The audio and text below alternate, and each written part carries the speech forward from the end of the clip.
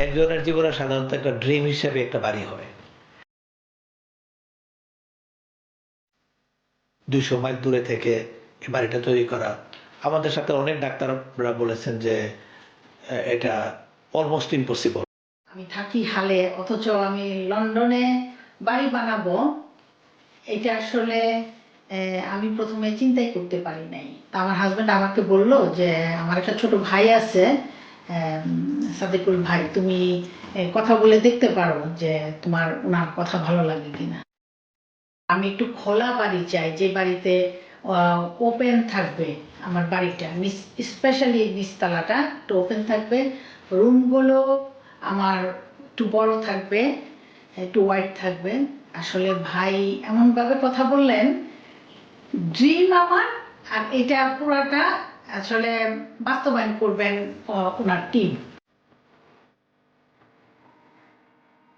আমার নিচে বেসিনটা আপনি দেখেন, আপনার উপরের বেসিনটা যেরকম, নিচে একটা সেম ডিজাইনের একটা বেসিন, এটা নিতু ভাবি গিয়ে চয়েস করে বের করে দিলেন আমাদেরকে।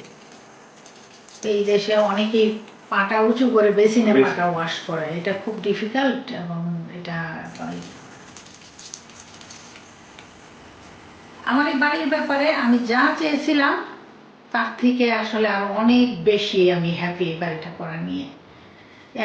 স্পেশালি আফটার সার্ভিস, যেটা এটা আনবিলিভেবল।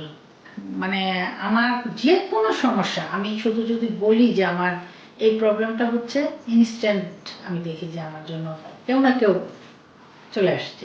বাড়ি করার পর যেটা আছে, যেটা ও বলতেছিল যে আফটার সার্ভিসে আমি দেখলাম যখন যা কিছু বলা হয় ইনস্ট্যান্টলি ওনারা আসেন, এই ব্যাপারটাকে অনুসন্ধান করেন এবং রিমেডিয়াল যেই অ্যাকশন, এটা প্রশংসনীয়ভাবে তারা তৈরি করেন এবং এটাকে সলভ না করা পর্যন্ত, এবং সলভ করার পর তাদের আরেকটা বড় জিনিস আমি লক্ষ্য করেছি, যে কাজটা বা সমস্যাটার সমাধান করার পরে ওনারা একটা ফোন করে জিজ্ঞেস করেন যে সমাধান ভাবি আপনার এই কাজটা কি শেষ হয়েছে, বা কেউ আসছিল কিনা, কাজটা হয়েছে কিনা।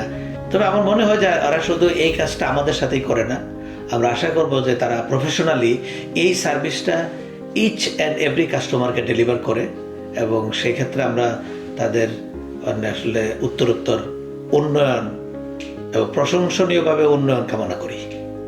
Thank you.